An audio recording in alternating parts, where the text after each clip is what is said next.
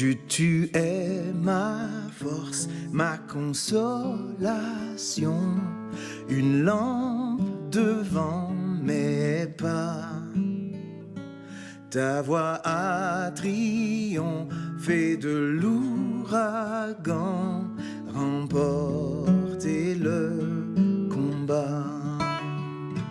Tu m'offres chaque jour ton infaillible amour, toi qui as fixé le cours des étoiles, sois mon encre, sois ma voile. Tu étends mes ailes pour toucher les cieux, protégé par ta main. Ta grâce m'appelle à lever les yeux et suivre ton chemin. Tu m'offres chaque jour ton infaillible amour, toi qui as fixé le cours des étoiles, sois mon encre, sois ma voile.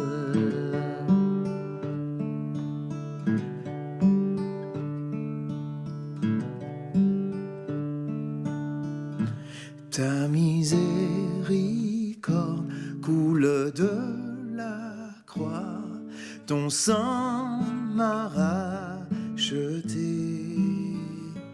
Tout ce que je suis me vient de toi, sans fin je te louerai. Tu m'offres chaque jour ton infaillible amour, toi qui as fixé le cours des étoiles, sois mon encre, sois ma voile. Tu m'offres chaque jour ton infaillible amour, toi qui as fixé le cours des étoiles, sois mon encre, sois ma voile.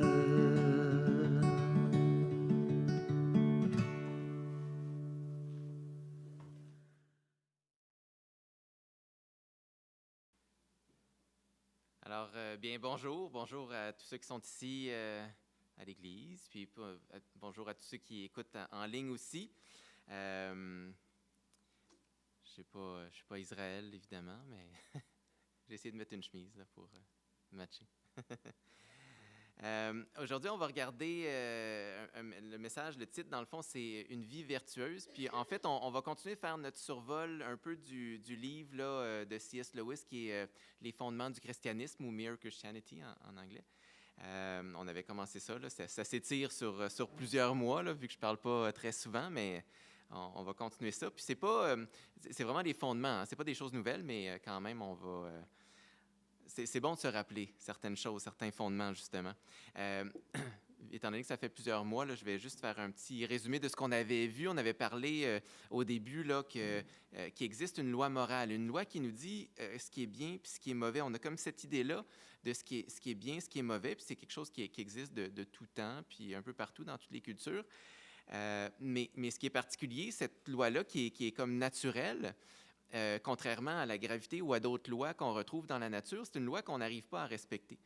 On a comme quelque chose d'un peu étrange. Hein? Il y a une loi, on sait qu'on devrait respecter quelque chose, on sait qu'on devrait obéir à certains codes, mais on n'y arrive pas. Et puis, ce qu'on avait vu, c'est que, dans le fond, Dieu a créé un monde qui est bon, mais ce monde-là s'est rebellé contre lui. L'être humain s'est rebellé contre Dieu. C'est Dieu qui est à l'origine de cette loi morale-là, cette espèce de code de conduite-là qu'on a dans notre tête. Puis, il veut vraiment nous restaurer, nous nous ramener à lui, hein, étant donné qu'on s'est rebellé, puis il veut qu'on puisse vivre selon son plan puis sa volonté. Puis pour faire ça, il s'est révélé de différentes manières à travers le temps, à travers les siècles, les millénaires. Dieu s'est révélé, on le voit là, dans la Bible, hein, par la loi, par les prophètes, par différentes manières. Mais ultimement, il s'est révélé dans la personne de Jésus. Jésus qui est venu, c'est Dieu qui s'est incarné pour venir nous racheter, puis chercher ses enfants, dans le fond, qui étaient perdus. Dieu nous offre pas simplement le pardon de nos péchés, puis dire, OK, on efface la dette, mais c'est plus que ça. Il nous offre vraiment une vie qui est transformée, une vie qui cherche à atteindre le but, l'intention que Dieu a pour nous. Hein, au lieu de manquer le but de pécher, Dieu veut qu'on atteigne le but. Et puis, c'est ça vraiment son désir. Puis aujourd'hui, on va commencer à regarder ce qui caractérise cette nouvelle vie-là, cette vie transformée-là que Dieu veut nous donner. Puis, on va regarder un passage dans 2 Pierre. 2 Pierre, on va lire dans le chapitre 1. Donc, la deuxième épître de Pierre, chapitre 1, on va lire des versets 3 jusqu'à 11, éventuellement. Alors, verset 3, ça dit « Par sa puissance, en effet, Dieu nous a donné tout ce qu'il faut pour vivre dans la piété, en nous faisant connaître celui qui nous a appelés par la manifestation de sa propre gloire et l'intervention de sa force. Ainsi, nous bénéficions des dons infiniment précieux que Dieu nous avait promis. Il a voulu, par ces dons, vous rendre conformes au caractère de Dieu, vous qui avez fui la corruption que les mauvais désirs font régner dans ce monde. Pour cette raison même, faites tous vos efforts pour ajouter à votre foi la vertu, à la vertu la connaissance, à la connaissance la maîtrise de soi, à la maîtrise de soi l'endurance dans l'épreuve, à l'endurance la piété, c'est pas la même chose, à la piété l'affection fraternelle et à l'affection fraternelle l'amour. Car si vous possédez ces qualités et si elles grandissent sans cesse en vous, elles vous rendront actifs et vous permettront de connaître toujours mieux notre Seigneur Jésus-Christ. Car celui à qui elles font défaut est comme un aveugle et ne voit pas clair. Il a oublié qu'il a été purifié de ses péchés d'autrefois. C'est pourquoi, frères et sœurs, puisque Dieu vous a appelés et choisis, faites d'autant plus d'efforts pour confirmer cet appel et ce choix. Car si vous agissez ainsi, vous ne tomberez jamais. Ainsi, vous seront grandes ouvertes les portes du royaume éternel de notre Seigneur et Sauveur Jésus-Christ. Prions un instant. Seigneur, je te prie que tu puisses nous éclairer ce matin. Tu veux nous donner une vie transformée et tu veux vraiment changer notre vie pour la rendre de plus en plus semblable à toi, Seigneur. Aide-nous à comprendre ce que tu veux pour nous, puis surtout à avoir le courage, la persévérance de poursuivre dans ce chemin-là, Seigneur. En ton nom, Jésus. Amen. Amen. Dans le passage, là, au verset 5, entre autres, on parlait de vertu. On parle de... la vertu, c'est ce qui est bien. Larousse, quand je regardais la définition, ça dit quelque chose comme une disposition spirituelle, une disposition de l'esprit à respecter la loi divine ou à faire ce qui est bien, dans le fond. C'est un peu ça, la vertu. Puis c'est de ça qu'on va parler, surtout ce matin, hein, une vie vertueuse, une vie qui recherche le bien. Mais quand on pense à la vertu, à la moralité, on pense souvent aux commandements, aux 10 commandements, puis à une liste de règles, de choses qu'on devrait faire ou ne pas faire. On a regardé là, avec Israël il y a quelque temps là, les 10 commandements en détail, puis on a vu que ce n'est pas juste ça. Hein. Au premier abord, là, les commandements puis les règles qu'on retrouve un peu dans la loi, dans l'Ancien Testament, ça peut nous paraître sévère, ça peut nous paraître déplaisant même. On a l'impression d'être restreint, on a l'impression d'être empêché de faire toutes sortes de manières, mais c'est pas ça. On avait vu que, dans le fond, les commandements, la loi que Dieu nous donne, ou cette espèce de code moral-là que Dieu nous donne, dans le fond, c'est pas pour nous restreindre, c'est pour nous donner la liberté. Et puis, c'est pour nous permettre vraiment de vivre de la bonne façon, un peu de la façon pour laquelle on a été programmé, dans le fond. Hein? Dieu nous a créés, et puis il nous a fait d'une certaine manière. On est fait pour un certain but, pour fonctionner d'une certaine manière. Puis, dans le fond, le code de conduite qu'on a, bien, c'est pour que la machine fonctionne bien. Si on prend un exemple, là, quand on conduit en auto, il y a tout un ensemble de règles qu'on doit suivre aussi. Hein. Il y a un code de la route. Faut passer un examen théorique là, quand on apprend à conduire. Puis il faut connaître les règles de la route. Puis il y a une façon aussi d'opérer l'automobile. Tu sais, je peux pas, par exemple, si je rencontre un feu rouge, ben, je peux pas passer tout droit tout le temps. il faut que j'arrête au feu rouge ou je ne peux pas dépasser les gens n'importe quand sur l'autoroute ou sur la route ici. Ça va finir par causer des accidents, je vais finir par me blesser quelqu'un d'autre. Il peut y avoir quelque chose de grave qui va arriver. Si je conduis une auto manuelle, ben il faut que je change les vitesses. Si je reste en première vitesse, je vais brûler le moteur, c'est sûr, là, puis la clutch. Puis, en tout cas, l'auto ne fonctionnera pas. Si je laisse mes lumières allumées tout le temps, 24 heures sur 24, quand l'auto ne fonctionne pas, ben, je vais vider ma batterie, puis le moteur ne partira pas la prochaine fois que je veux. Il y a tout un ensemble de règles comme ça, puis d'habitude, on n'est pas comme fâché de ça. Hein? On reconnaît que l'automobile doit fonctionner d'une certaine manière, puis qu'on doit conduire d'une certaine manière aussi. Puis toutes les machines, c'est comme ça, dans le fond.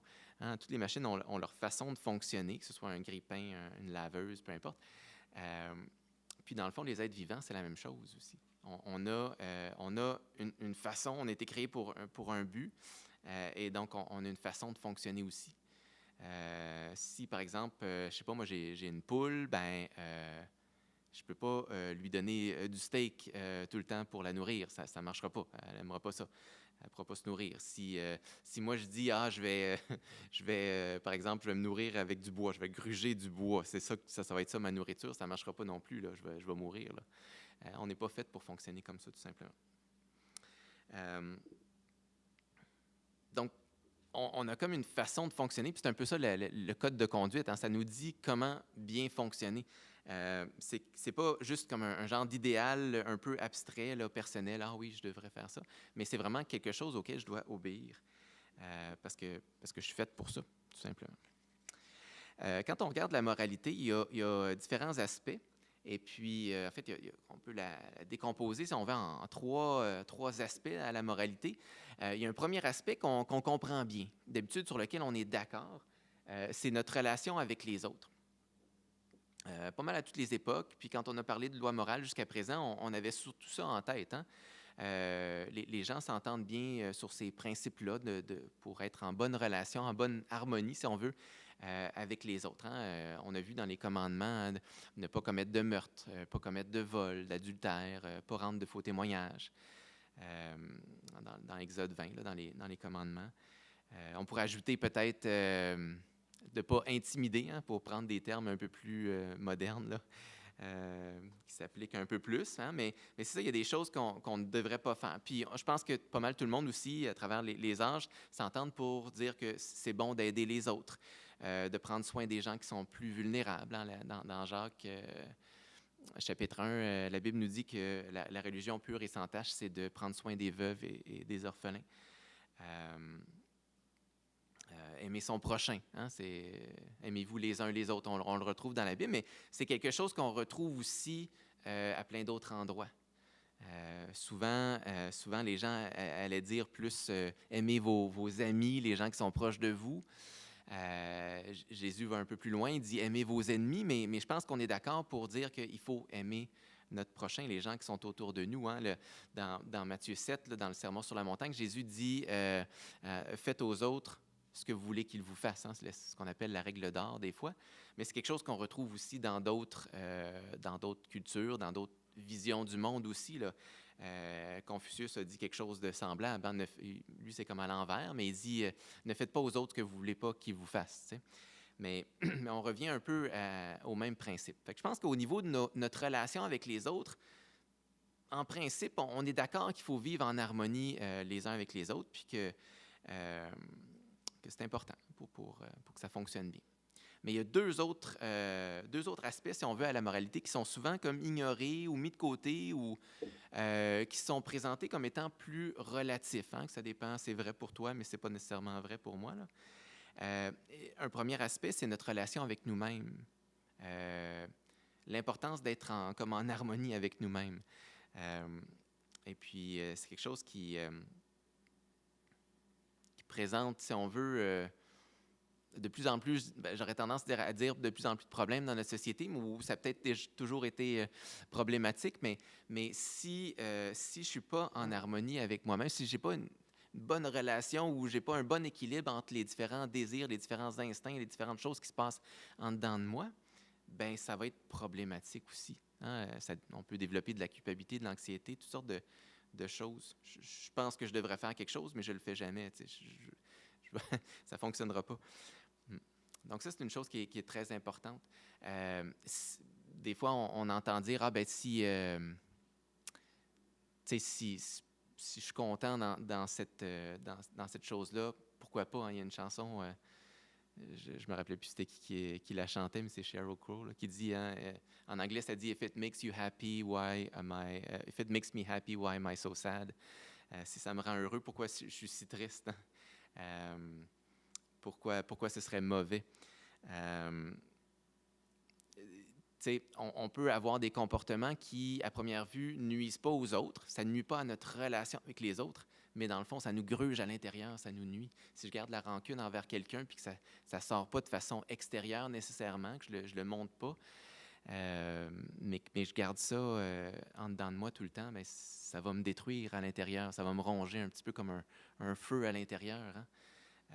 Si j'ai de la convoitise pour quelque chose, mais encore là, ça risque de me ronger aussi. Bref, notre façon de vivre interne, si on veut, à l'intérieur de nous, dans nos pensées, dans ce qui se passe dans notre tête, ça aussi, c'est important. Au niveau de la moralité, il y a une façon de bien se comporter à ce niveau-là aussi. Puis, un troisième aspect à la moralité, c'est au niveau du sens de notre existence. Ça fait toute une différence. Ce pourquoi j'existe détermine, ou devrait en tout cas déterminer, la manière dont je vais agir. Et donc, comme j'ai dit tantôt, là, dans nos relations les uns avec les autres, pas mal tout le monde est d'accord sur comment on devrait se comporter, hein, une espèce de moralité commune. Et puis, quand les gens vont dire « Ah, mais toutes les religions sont pareilles, ça dit toute la même chose », c'est souvent à ça que les gens pensent. Mais là où le christianisme est différent, et assez différent vraiment, en fait, de d'autres visions du monde, de d'autres façons de voir le monde, c'est au niveau des deux derniers points. Hein, ce qui se passe en dedans de nous, puis la raison pour laquelle on existe. Et c'est aussi important au niveau de la moralité. C.S. Lewis, dans son livre, donne différents exemples, mais je vais prendre, vu que c'est la fin de semaine du Festival de musique du bout du monde, à Gaspé, ici, je vais prendre cet exemple-là qu'il donne. C'est l'exemple d'un groupe de musiciens qui jouent, d'un orchestre ou d'un groupe de musiciens qui jouent ensemble. Et puis, il dit, tu sais, quand on va à un concert, il y a différentes choses qui sont importantes pour que le concert soit vraiment un succès. C'est important que chacun des instruments soit accordé. Hein, chacun des musiciens doit accorder son instrument, ça doit bien sonner. Si tu es supposé de jouer un do, ben, ça devrait être un do, puis si tu es supposé être un sol, ça devrait être un sol. Il faut que les instruments jouent la bonne note. Si tu joues de la guitare ou quelque chose comme ça, un instrument à cordes, il faut que les cordes soient bien attachées, j'imagine, sur la guitare. Si tu as un saxophone, il faut que ça soit bien en ordre, soit pas tout bossé, sinon le son risque d'être bizarre un peu. Il faut qu'il y ait de l'harmonie à l'intérieur de l'instrument. Une deuxième chose qui est importante pour le concert, c'est qu'il faut que les différents musiciens du groupe jouent ensemble, qui jouent le même rythme, qui rentrent quand ils sont supposés. Si les musiciens rentrent n'importe comment, ça va être juste une grosse cacophonie, même s'ils jouent des bonnes notes. Donc ça, c'est important, qu'ils jouent le bon tempo, tout ça. Mais il y a une troisième chose qui est importante aussi, c'est que les musiciens peuvent jouer les bonnes notes, ils peuvent rentrer au bon moment, mais s'ils ne jouent pas le bon morceau, s'ils ne jouent pas la bonne chanson, ben, le concert va être un peu étrange. Puis certainement, les gens qui vont assister, ils n'apprécieront pas ça.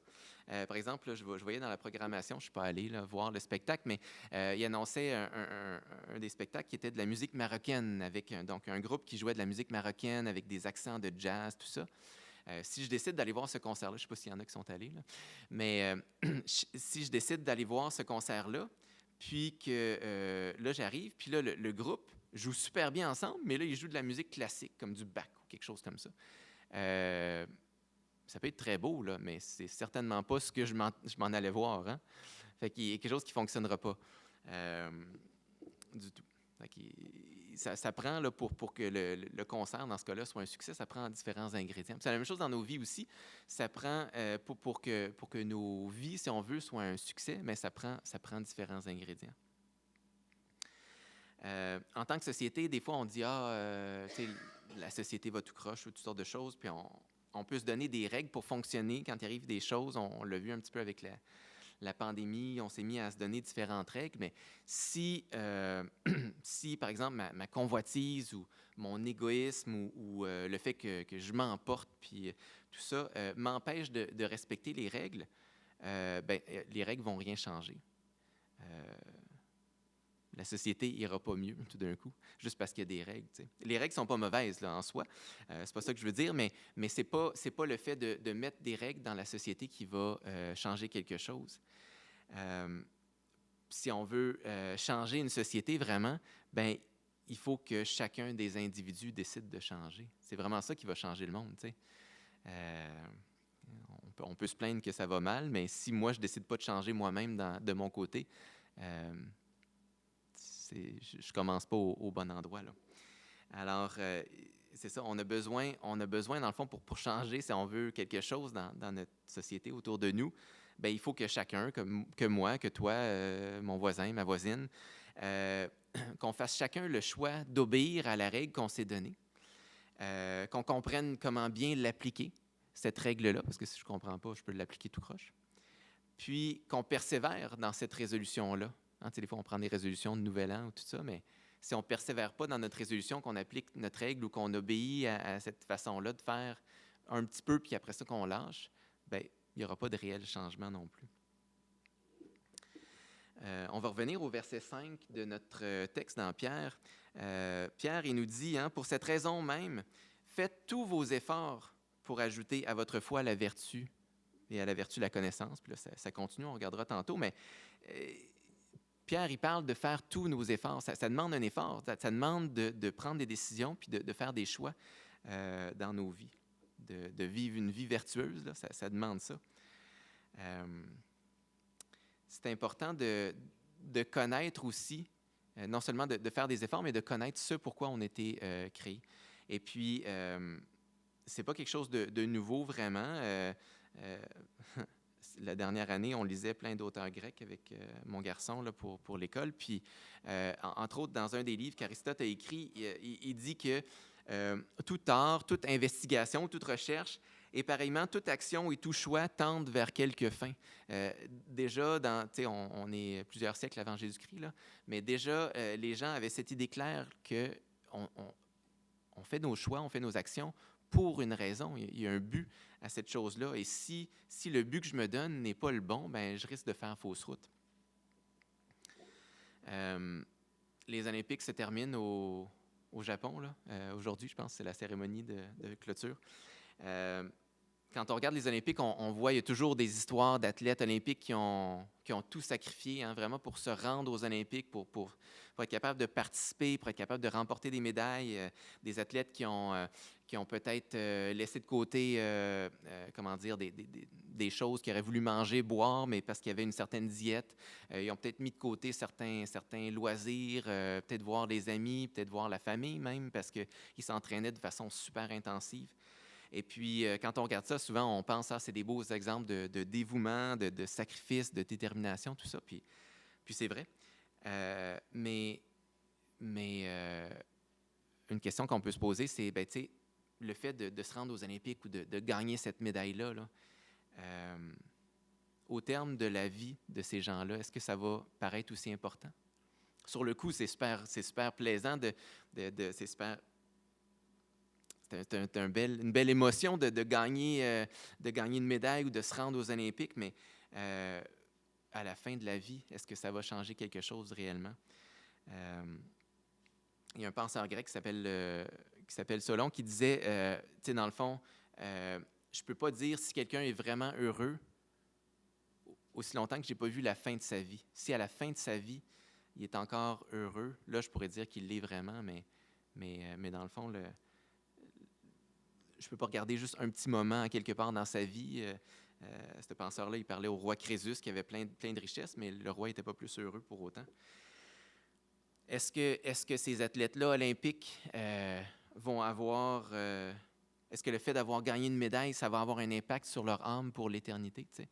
Qu'est-ce que ça peut changer? C'est sûr que si je crois qu'il y a juste une vie sur la terre, puis que ça s'arrête là, que je suis maître de ma destinée, que je peux faire ce que je veux, puis ben c'est sûr qu'accomplir des exploits comme gagner des médailles, comme monter le mont Everest, par exemple, ça peut sembler des exploits formidables, ça peut sembler même noble à quelque part de faire des choses comme ça. Je ne dis pas que c'est mauvais en soi, là, mais en tant que chrétien, on a une perspective un peu différente.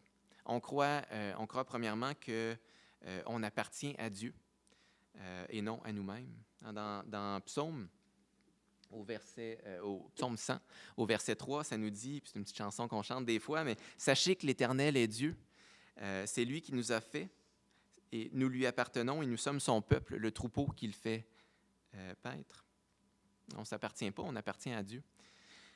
Une autre chose qu'on croit en tant que chrétien aussi, c'est que notre vie, elle ne se termine pas à la mort physique, que notre âme, dans le fond, elle ne meurt pas à ce moment-là. Puis on voit dans Matthieu 25, puis là, il y aurait d'autres passages que j'ai pu prendre, mais je pensais à ce passage-là où Jésus raconte une parabole, la parabole des brebis puis des boucs, qui symbolise un peu ceux qui sont justes puis ceux qui ne sont pas justes aux yeux de Dieu.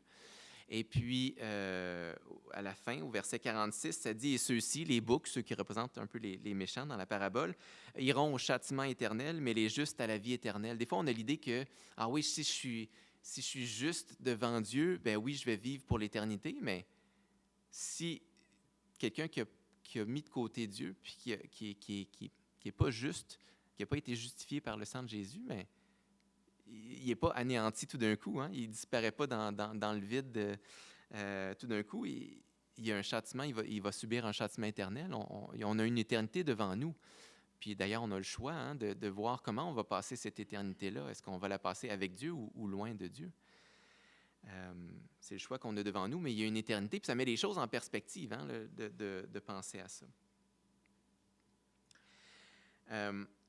Si on retourne à notre passage au verset 4 dans 2 Pierre 1, Pierre nous dit nous bénéficions des dons infiniment précieux que Dieu nous avait promis. Il a voulu, par ces dons, vous rendre conformes au caractère de Dieu, vous qui avez fui la corruption, tout ça. Hein?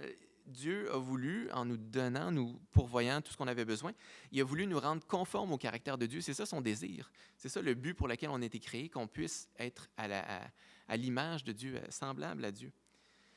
Puis un peu plus loin, au verset 11, il nous dit « Ainsi vous seront grandes ouvertes les portes du royaume éternel de notre Seigneur et Sauveur Jésus-Christ. » Dieu veut nous accueillir dans son royaume pour l'éternité. Un autre passage dans Éphésiens 2, Éphésiens 2,10, un verset qu'on connaît bien, mais ce que nous sommes, nous le devons à Dieu, car par notre union avec Jésus-Christ, Dieu nous a créés pour une vie riche d'œuvres bonnes qu'il a préparées d'avance afin que nous les pratiquions ou les accomplissions. J'ai l'autre version dans la tête. Mais c'est ça, hein, Dieu nous a créés pour une vie qui est riche, qui est vertueuse. Et c'est ça. Donc, je peux trouver toutes sortes de buts à ma vie, gagner des médailles, monter une montagne, peu importe, qui peuvent paraître nobles, mais j'ai grandement intérêt à choisir un but qui est celui pour lequel mon Créateur m'a fait. Un but qui est en accord avec son plan parfait. On va revenir sur les versets 5 à 7 de notre passage. Ça nous dit « Pour cette raison même, faites tous vos efforts pour ajouter à votre foi la vertu, à la vertu la connaissance, à la connaissance la maîtrise de soi, à la maîtrise de soi l'endurance dans l'épreuve, à l'endurance la piété, à la piété l'affection fraternelle et à l'affection fraternelle l'amour. » Pierre ici nous donne une liste de choses qu'on devrait travailler dans nos vies pour être de plus en plus semblables à Dieu. La vertu, c'est, on le dit, tout ce qui cherche le bien, tout ça. Puis, puisqu'on parle de vertu, c'est bon peut-être de revoir un peu dans l'histoire comment est-ce que les gens ont vu ça dans le christianisme à travers les siècles. Comment est-ce que les gens ont parlé de vertu. Puis, il y a 7 vertus qui sont identifiées traditionnellement, là, comme les genres de vertus universelles, si on veut, qui ont été identifiées. Et puis, il y a 4 vertus qu'on appelle cardinales, pas parce que ça ressemble à l'oiseau ou au petit monsieur avec les chapeaux, mais cardinales dans le sens de charnière ou de pivot. C'est de là que ça vient, là. C'est ce que C.S. Lewis nous dit, puis en tout cas, c'est l'étymologie, l'origine du mot. Cardinal dans le sens que ces 4 vertus-là déterminent un petit peu toutes les autres qui vont suivre. Donc, les 4 vertus, ce sont la prudence. Des fois, on parle de sagesse. La tempérance ou maîtrise de soi. La justice. Puis aussi le courage, ou des fois, des livres plus anciens vont parler de fortitude. Un beau mot qu'on n'utilise pas. Puis, il y a aussi 3 vertus qu'on appelle les vertus théologiques, qui sont la foi, l'espérance et la charité. Les vertus qu'on retrouve dans 1 Corinthiens 13, entre autres. Puis, on aura l'occasion de les regarder à un autre moment donné là, aussi. Les vertus cardinales, les 4 vertus cardinales qu'on voit à l'écran, ce n'est pas des vertus qui sont exclusives au christianisme. On les retrouve dans d'autres visions du monde aussi. Hein. C'est un peu ce qui est commun aussi dans notre moralité à travers les âges. Par exemple, on les retrouve dans les écrits de Platon, quand Platon a écrit son livre là, sur la République, puis il voulait fonder une république idéale. Bien, la République, elle est fondée sur ces 4 vertus-là. Aristote, Cicéron, en tout cas de différentes personnes. On les retrouve dans les livres apocryphes aussi. Des fois, dans les Bibles catholiques, entre autres, on retrouve des livres qui sont pas reconnus dans le canon, on va dire, protestant, mais qui sont pas mauvais. Qui sont les pères de l'Église disaient que c'était bon de les lire quand même. Là. Mais donc, on a le livre de sagesse de Salomon, puis on a le 4e livre de Maccabée aussi qui fait mention de ces 4 vertus-là. Puis les pères de l'Église, comme, je ne sais pas moi, Augustin ou un peu plus tard Thomas d'Aquin, tout ça, ont repris ces vertus-là. Là. C'est quelque chose qui est quand même commun à la pensée chrétienne là, à travers les âges. On va faire un petit survol peut-être des 4 vertus cardinales. On va y aller rapidement, là, mais c'est juste pour situer un peu de quoi il s'agit dans les 4 cas. Quand on parle de prudence, des fois on dit sagesse, mais c'est vraiment une sagesse pratique, une sagesse qui utilise la raison pour discerner ce qui est bien dans une situation, puis la façon de l'accomplir aussi. C'est intéressant de voir que dans le récit de la chute, quand on regarde dans Genèse 3, c'est là-dessus que le serpent, Satan, joue. Il dit à la femme, regarde le fruit de l'arbre, si tu prends ce fruit-là, si tu en manges, ça va, tu vas être, tes yeux vont s'ouvrir, tu vas devenir comme un Dieu, puis tu vas avoir la connaissance du bien et du mal. Tu vas être capable de discerner ce qui est bien et ce qui est mal. La vraie prudence, c'est pas de déterminer soi-même ce qui est bien par notre propre effort. Oui, on a notre raison, mais c'est plutôt d'utiliser notre raison pour reconnaître la volonté de Dieu dans chaque circonstance. Ce que Dieu trouve bien, pas ce que moi je peux trouver bien selon mes propres désirs, mes propres intérêts. La vraie prudence, c'est ça. Évidemment, quand on parle de prudence ou de sagesse, on pense aux proverbes. Dans Proverbe 1, 4 et 5, Salomon dit, ces proverbes, parce qu'il écrit à ses fils, ces proverbes donneront aux gens sans expérience le bon sens et aux jeunes de la connaissance et du jugement. Que le sage écoute et il enrichira son savoir et l'homme avisé acquérera l'art de bien se conduire. Jésus aussi parle de sagesse, de prudence dans ses enseignements. On le voit dans différentes paraboles. Il parle d'un économe qui est prudent puis qui donne ce qui est nécessaire aux différents serviteurs en son temps. On le voit aussi, là, peut-être on peut penser aussi dans Matthieu 7, à la fin du sermon sur la montagne, Jésus parle du fou sur le sable, puis du sage qui bâtit sur le roc. Il dit, c'est pourquoi celui qui écoute ce que je dis et qui l'applique ressemble à un homme sensé qui a bâti sa maison sur le roc. Puis là, on connaît le reste, la chanson nous le dit, la tempête arriva, le vent souffla et la pluie tomba, mais la maison résista. Parce que le sage avait bâti sur le roc, avait bâti sur le fondement de Jésus. Et donc ça, c'est une première vertu qu'on est appelé à avoir. D'être capable de discerner ce qui est bien en se fondant sur Jésus, sur ce que Dieu nous dit dans sa parole, sur la parole qui est Jésus. Une deuxième vertu, c'est la tempérance ou la maîtrise de soi. On va sûrement en entendre parler dans le fruit de l'esprit. Je ne vais pas dire trop de choses, mais Israël va nous parler de ça un autre moment donné. Mais quand on parle de tempérance, on a parfois l'idée que ça se limite à l'alcool. On entend parler de ça des fois. Là. Il y avait des ligues de la tempérance.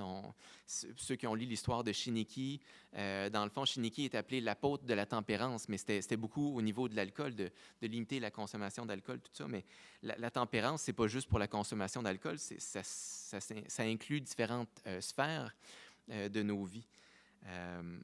c'est l'action de notre volonté qui limite ou qui peut contrôler un peu les instincts et les désirs qu'on peut avoir. Donc, ça s'applique autant sur la consommation d'alcool que la nourriture, que peut-être, je ne sais pas, le magasinage, hein, ou la pratique d'une activité, d'un sport, d'un jeu, d'un petit jeu sur Internet ou quelque chose comme ça, d'un travail. C'est bon de travailler, mais travailler 100 heures par semaine à toutes les semaines, c'est pas bon. T'sais.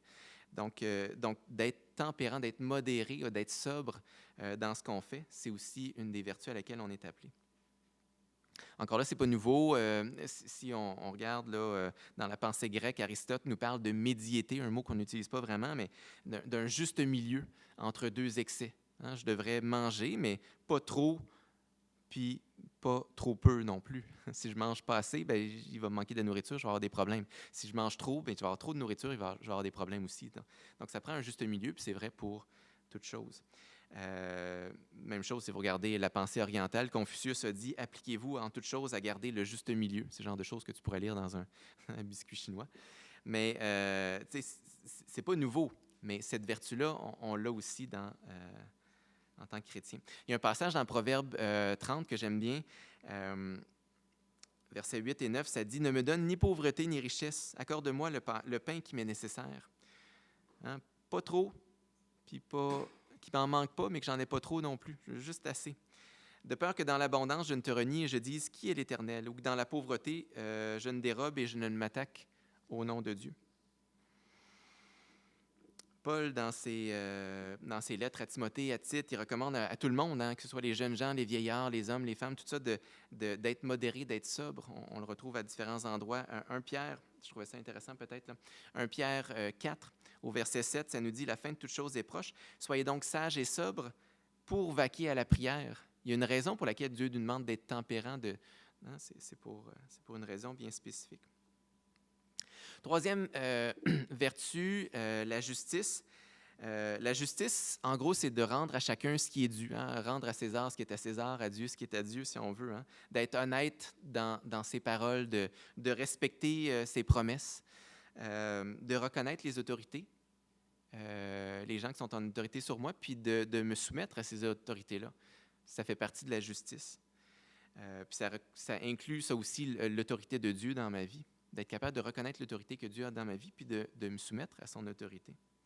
Ce n'est pas quelque chose qui est toujours populaire, mais c'est quelque chose qui est nécessaire si on veut bien fonctionner nous-mêmes. Dans la Bible, Noé, Daniel, Job sont donnés comme exemple de justice. Hein, ça dit dans Ézéchiel que si on trouvait ces hommes-là dans une ville, la ville ne se sauverait pas, mais eux pourraient se sauver par leur justice. Matthieu 5, dans le Sermon sur la montagne, dans les Béatitudes, hein, il y a 2 choses qui mentionnent la justice. Verset 6, « Heureux ceux qui ont faim et soif de justice, car ils seront rassasiés. » Puis un peu plus loin, au verset 10, « Heureux ceux qui sont opprimés pour la justice, car le royaume des cieux leur appartient. » La justice, c'est quelque chose qui est important aux yeux de Dieu. Ça inclut, si on veut, la piété aussi. Là, on le voyait dans notre passage dans Pierre tantôt. Là, la piété, le fait de rendre l'honneur qui est à Dieu puis d'obéir à Dieu. Ça inclut aussi l'équité, d'aider ceux qui sont dans le besoin. En fait, là, quand on regarde, je parlais de la parabole des brebis puis des boucs là, dans Matthieu 25. Quand on regarde ce que les justes ont fait pour être justes, c'est toutes des choses envers les autres. Hein. Ils ont nourri des gens qui étaient dans le besoin, leur ont donné à boire, ils les ont vêtus, ils les ont accueillis, ils les ont visités. Hein. C'est d'aider les autres puis de donner à ceux qui ont moins. Dernière vertu, le courage. Le courage, c'est pas juste de la témérité, c'est pas juste de faire face au danger, mais aussi dans l'endurance dans l'épreuve, hein, qui reprend les mots dans notre passage dans 2 Pierre. Hein, d'être capable de persévérer dans les moments difficiles. Persévérer à faire ce qui est bien. Dieu dit à Josué, alors que Josué prend un peu le leadership là, du peuple d'Israël après Moïse, dans Josué 1,7, il dit simplement « Prends courage et tiens bon pour veiller à obéir à toute la loi que mon serviteur Moïse t'a prescrite, sans t'en écarter ni d'un côté ni de l'autre. Alors tu réussiras dans tout ce que tu entreprendras. » Oui, prends courage pour vaincre les ennemis puis prendre possession du pays que Dieu avait donné. Oui, il y a ça, mais prends courage pour veiller à obéir à toute la loi. Ça prend du courage des fois pour choisir ce qui est bien. Des fois, on n'a pas le goût. En fait, souvent, on n'a pas le goût. Mais c'est ça. C'est ça à quoi Dieu nous appelle. Quand je pense à courage aussi, je pense au mot « encourager ». On a besoin de s'encourager, on a besoin de se donner du courage les uns aux autres afin de tenir bon puis de marcher ensemble avec Dieu. Et, juste peut-être terminer sur les 4 vertus là, avec une citation d'Augustin. En lien avec les 4 vertus, je trouvais ça important. Il les met en lien avec la finalité, le but qu'on a. Il dit ceci: « Si la vertu est le chemin du bonheur, que peut être la vertu sinon amour souverain pour Dieu? » La tempérance, puis là, il liste les 4 vertus, puis les met en contexte. La tempérance, c'est l'amour qui se donne tout entier à l'objet aimé, à Dieu. La force, c'est l'amour supportant tous les maux à cause de l'objet aimé. La force ou le courage, là. La justice, c'est l'amour soumis au seul objet aimé et par suite régnant sur tout le reste avec droiture. Enfin, la prudence, c'est l'amour faisant un choix judicieux de ce qui peut lui être utile à l'exclusion de ce qui peut lui être nuisible. Je trouve ça intéressant comme mise en contexte. Juste pour terminer, hein, Dieu nous appelle à vivre ces vies vertueuses, puis ça a l'air d'un idéal lointain, mais ce n'est pas juste un idéal lointain, c'est vraiment quelque chose que Dieu veut qu'on atteigne. C'est vraiment quelque chose auquel on doit obéir. Et puis, Dieu n'est pas préoccupé simplement par nos actions qu'on va faire. Il ne veut pas juste qu'on pose des actions qui paraissent vertueuses, mais il est préoccupé par notre cœur. Il veut qu'on recherche la vertu vraiment par amour pour lui, un peu comme on a vu dans la citation d'Augustin. Il veut qu'on l'aime, hein, textuellement, ça le dit, hein, il désire qu'on l'aime de tout notre cœur, de toute notre âme, de toute notre pensée. Il y a d'autres passages qui vont dire de toute notre force, en tout cas, bref. Tout notre être devrait chercher à aimer Dieu. C'est vraiment ça qu'il veut. Si je donne à quelqu'un qui est pauvre, qui est dans le besoin, pour une mauvaise raison, pour que je paraisse bien ou peu importe, ça n'impressionne pas Dieu. En fait, quand on regarde là, dans les évangiles, on voit que Jésus, à un moment donné, il regarde une veuve qui est pauvre, qui donne 2 petits sous, ça vaut quasiment rien, ce qu'elle a donné, mais Jésus dit, elle a donné selon le cœur de Dieu, parce qu'elle a donné pour Dieu. Elle a donné ce qu'elle avait, ce qui était précieux pour elle, elle était prête à le donner à Dieu. Quand je donne de mon superflu, juste pour paraître ou quelque chose comme ça, Dieu n'est pas impressionné. Mais ce qu'on donne, peu importe ce qu'on donne dans le fond, ou peu importe ce qu'on fait comme action qui est vertueux, si on le fait pour Dieu, Dieu va l'apprécier. Dieu veut qu'on marche de plus en plus à sa ressemblance. On va terminer avec 2 Pierre 1, 8, qui nous dit « Car si vous possédez ces qualités, toutes ces vertus-là, et si elles grandissent sans cesse en vous, elles vous rendront actifs et vous permettront de connaître toujours mieux notre Seigneur Jésus-Christ. » La vie éternelle, c'est de le connaître, c'est de connaître Jésus, c'est de connaître Dieu parfaitement. Puis dans l'éternité, parce qu'on croit qu'on va vivre dans l'éternité, on va être transformé à l'image de Dieu. Dans le fond, Dieu, il nous encourage dès maintenant à commencer à se pratiquer, puis à commencer à transformer nos vies pour lui ressembler de plus en plus. Et c'est à ça qu'on est encouragé aussi. Terminons en priant. Seigneur, tu es un Dieu qui est incomparable, Seigneur, qui est merveilleux. Et puis, tu nous appelles à te ressembler. Puis des fois, on voit ça comme une grosse montagne, comme quelque chose qu'on ne peut pas atteindre parce qu'on ne sera jamais capable de le faire. Mais Seigneur, tu nous demandes de marcher patiemment, pas à pas avec toi. Et puis, c'est toi, de toute façon, qui va nous donner la force de le faire, de marcher avec toi. C'est toi qui va nous donner la sagesse, la prudence de bien choisir quoi faire en chaque circonstance, si on prend le temps de t'écouter. C'est toi qui va nous permettre d'être modérés, puis de se limiter, puis de ne pas tomber dans les excès. Et c'est toi qui va nous permettre aussi d'être juste et de faire ce qui est bien, de te rendre l'honneur qui t'est dû. Seigneur, que tu puisses nous aider à marcher aujourd'hui, cette semaine, dans les semaines à venir, jusqu'à ton retour, Seigneur, que tu puisses nous aider à marcher avec toi. En ton nom, Jésus. Amen. Amen. Alors, bonne semaine, et la semaine prochaine, Israël va revenir avec vous. Merci. prochaine.